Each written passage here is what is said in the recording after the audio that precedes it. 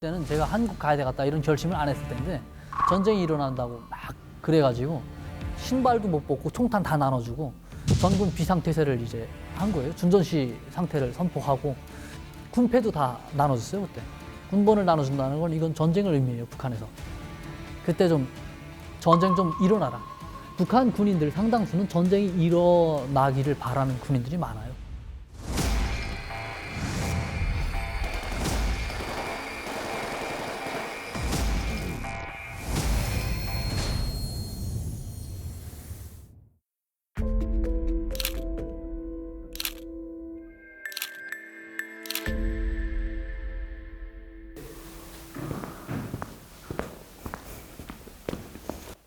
네, 안녕하세요. 저는 2019년에 대한민국에 귀순했고 북한에서는 공군에서 만 7년간 복무를 하다가 중간에 대한민국으로 귀순을 했습니다. 이름은 류성현입니다. 북한 공군에 제가 군대를 갔고요. 그리고 보직은 운전병을 했습니다. 여기서는 뭐 운전면허 따가지고 군대에 가는데 북한은 대체로 군대에 가서 1년 동안 운전 교육을 시킵니다. 1년 동안 시키는 이유는 운전도 해야지만 자동차 고장 나면 자기가 다 알아서 고쳐서 갈 수 있게끔. 보통 뭐 자동차들도 여러 가지 뭐 간부 승용차라던가 또 전투차라던가 이런 차들이 다 분류가 되어 있기 때문에 집에 재력이 좀 따라서지 않으면 그냥 전투차, 전쟁 때만 딱 동원되는 차거든요. 그거는 매달아 놓은 차라고 이렇게 이야기해요. 띄워놨다. 바퀴가 땅에 대어 있지 않고 딱 띄워놨어요. 그거는 전쟁 때 바퀴 딱 내리고 나간다 이런 차거든요. 그리고 어지간히 집이 좀 경제적으로 괜찮거나 그런 사람들은 승용차 운전수로 발탁이 되죠. 북한에서는 운전병이 상당히 뭔가 차를 가지고 있다는 거는 돈이 될 수도 있고 그리고 사람들이 한번 썼으면 하는 그런 사람들은 운전병한테 잘 해주죠. 간식도 감췄다가 주고 이런 걸 잘 해주죠. 이게 간부 차들이 택시처럼 이용될 때가 많죠. 사회에서 전화가 와요. 이렇게 아는 사람들이 전화해가지고 야, 오늘 어떤 일이 있는데 차 좀 도와달라. 그러면 가서 그 사람 태우고 어디까지 이렇게 가고 그리고 결혼식에도 가거든요. 결혼식에 가서 그 군대차가 결혼식에 동원돼서 뭐 돈도 때로는 받고 그리고 거기서 뭐 기름도 좀 받고 이런 식으로 비즈니스맨이죠. 비즈니스맨. 그리고 운전하다 보면 기름 같은 것도 때때로 남는데 그럼 기름 같은 것도 좀 조절해서 팔아먹고 그러는 거죠. 월급을 주지 않으니까요. 북한 군에서는. 그래서 운전병들이 살아가는 방법이 그냥 기름 훔쳐가지고 기름 팔아먹고 살죠. 그래서 기름을 보고받을 때 뭐 예를 들어서 함흥, 평양 이렇게 갔다 올 이렇게 임명 받으면 그 거리를 계산해서 기름을 받거든요. 받는데 연길 올라갈 때는 올라가고 내려갈 때는 N단 이렇게 놓고 그냥 쭉 관성에 내려가는 거예요. 내려뛰게 한다고 하거든요. 그래서 그게 위험하거든요. 운전하는 게. 기름은 많이 남아요. 그게. 그리고 그걸 팔아서 자동차 수리도 하고 자기 밥도 먹고 하는 거죠. 자동차 수리 부품도 위에서 공급을 해주지 않거든요. 다 자기가 알아서 다 해야 돼요. 커피캔 있잖아요. 커피 마시다가 커피캔. 커피캔이 두께가 다 다르거든요. 두께가 다 달라서 그걸 다 운전수들은 커피 먹고 그걸 버리지 않아요. 다 그냥 차에다 꼬깃꼬깃 다 먹고 다녀요. 엔진 수리하는 데서 가장 중요한 게 그게 상당히 정밀해야 돼요. 그 크기가 딱 1대1로 맞물려 돌아가야 되거든요.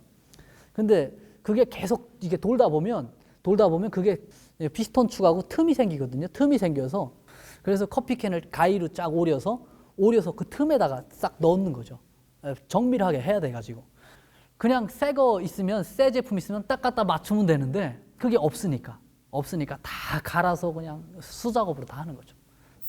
개인 돈으로 살 때도 많고요. 그리고 이제 이 차를 운영하는 사람이 있잖아요. 그게 간부가 예를 들어서 뭐 연대장이다 하면 연대장 차거든요. 이게 연대장 차. 그러니까 연대장이 엄청 큰 돈이 들어갈 때 타이어가 상당히 비싸거든요. 그럴 때는 연대장한테 이야기하죠. 이렇게 타이어 바꿀 때가 됐는데 좀 도와달라고 하면 연대장이 어디 대대에다가 야 너네 언제까지 타이어 한 짝 가져와. 그러면 걔네가 타이어 한 짝 가져오면 그거 맞추고 이렇게 쓰고 이러죠. 그게 규격이 북한에서 이제 운영하고 있는 자동차, 군대에서 운영하고 있는 차들이 이 바퀴 규격을 다 개량을 했어요. 오리지널 그 바퀴를 쓰는 차가 없어요. 다 중국에서 쉴드 가져오고 타이어도 거기에 맞게끔. 그래서 어떻게 하다 보니까 규격이 다 같아졌어요. 군대 차는. 그래서 그런 타이어의 수요가 북한에서 많죠. 네, 그래서 그런 타이어를 가져다가 쓰죠. 저는 군대에서 해가지고 군대에서 그냥 저는 면허증이 가서 시험을 안 봤는데 왔어요. 저는 좀 나름 뭐 인맥이 있었어요 그때 면허증 딸 때. 그래서 운전면허 보러 가지도 않았는데 면허증 가져왔더라고요. 근데 제가 뭐 북한은 사회가 그래요 원래. 원래 그냥 그게 이상한 게 아니에요. 원래 그래요. 저는 운전면허는 안 봤지만 그 뭔가 인맥이 있어서 거기서 차를 그냥 혼자 많이 운전하고 연습을 많이 했죠. 그래서 그 사람들이 주변 사람들이 뭐 장교들이 보기에 저 새끼 시험 보나 안 보나 그냥 줘도 되겠다 해서 줬겠죠. 네.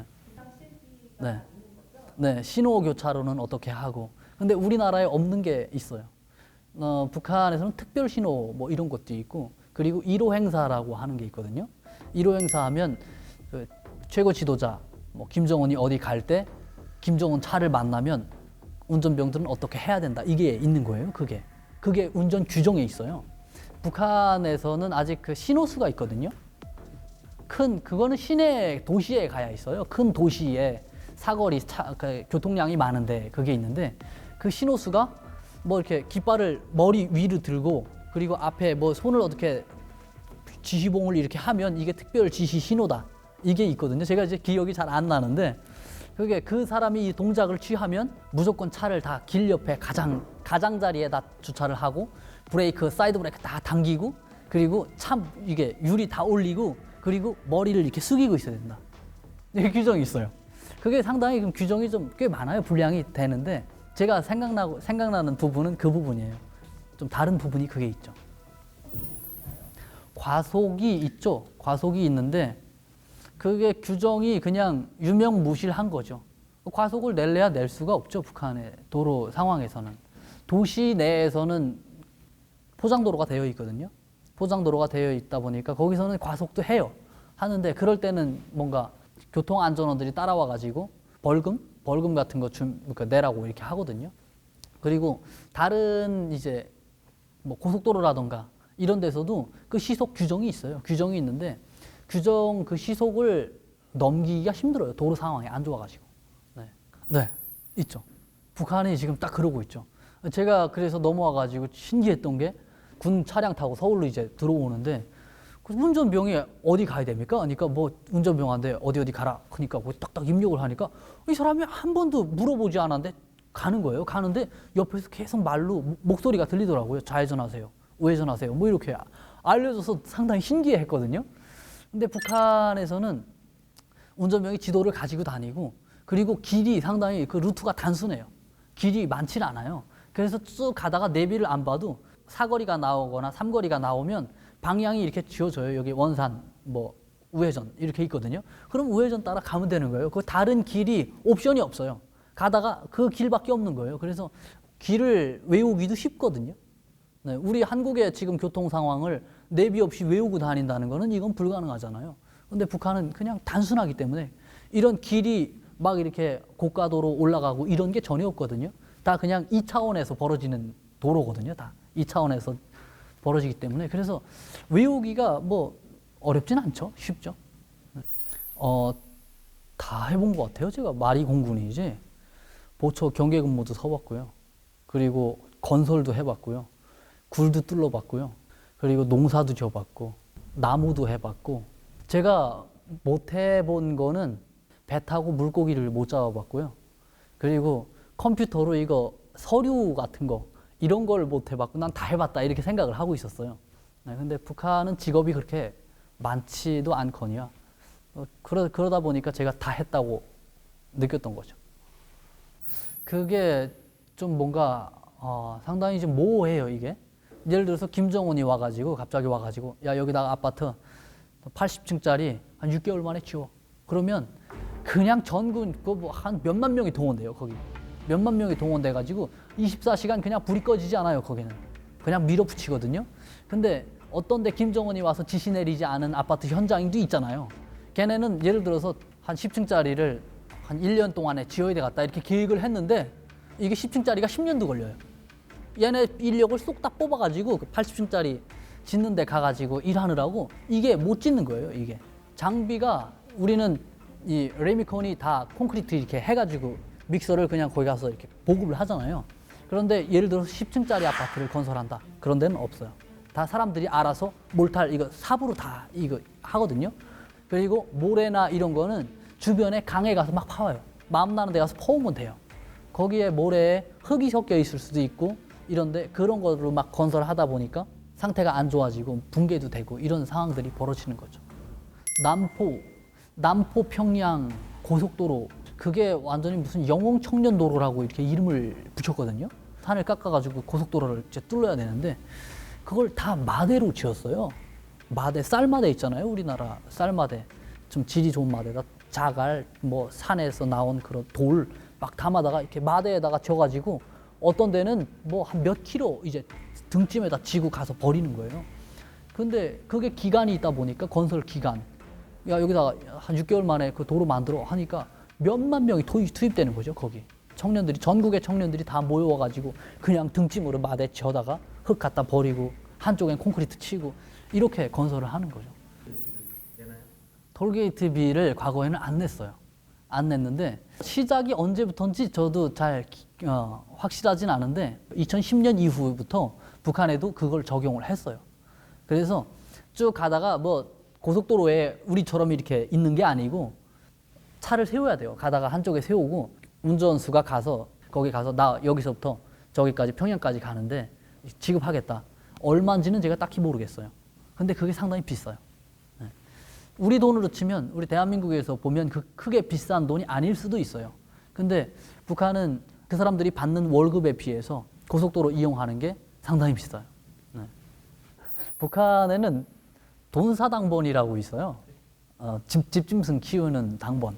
군인들이 먹다 남은 그 음식물로 돼지랑 그리고 다른 짐승을 키워라 이렇게 지시를 했어요. 그래서 군인들이 군대 가가지고 돼지 키우는 거예요. 그리고 신병 훈련소에 가면 인분 당번이라고 있어요. 북한은 인분도 막 이렇게 넘쳐나질 않아요. 농사를 짓는데 비료가 넉넉지 않기 때문에 그 인분을 가져다 써요. 근데 자기들의 농사를 더 잘 지어야 되기 때문에 그 인분이 생기면 먼저 훔쳐다가 이제 쌓아두는 거죠. 그래서 화장실 가서 볼일을 보는데 쭉 칸은 다 막아놓고 앞에 문이 없고 요만하게 그 담만 해놨어요. 이렇게 가림막. 네, 벽만 앞에도 벽만 이렇게 있어요. 그래서 안에 사람이 있는지 없는지 지나가면서 보면 알죠. 알고 뒤에 가서도 아, 이 칸에 사람이 들어왔구나 하는 게 알리거든요. 그 밑에서 수세식 화장실이다 보니까 버럭버럭 소리가 나요. 밑에서 그게 뭔가 이렇게 때리다 보면 아, 이 새끼가 밑에 와서 이거 받치고 있는 거예요. 받치고 있다가 그걸 훔쳐가는 거예요. 얘네도 좀 하루 일과에서 제외돼가지고 제외돼서 그것만 해요. 근데 그래서 여기에는 없는 그런 직업들도 많죠. 2015년 8월 목함지뢰 사건이 있었을 때예요. 2015년 8월 이때는 제가 한국 가야 되겠다 이런 결심을 안 했을 때인데 전쟁이 일어난다고 막 그래가지고 신발도 못 벗고 총탄 다 나눠주고 전군 비상태세를 이제 한 거예요. 준전시 상태를 선포하고 군패도 다 나눠줬어요 그때.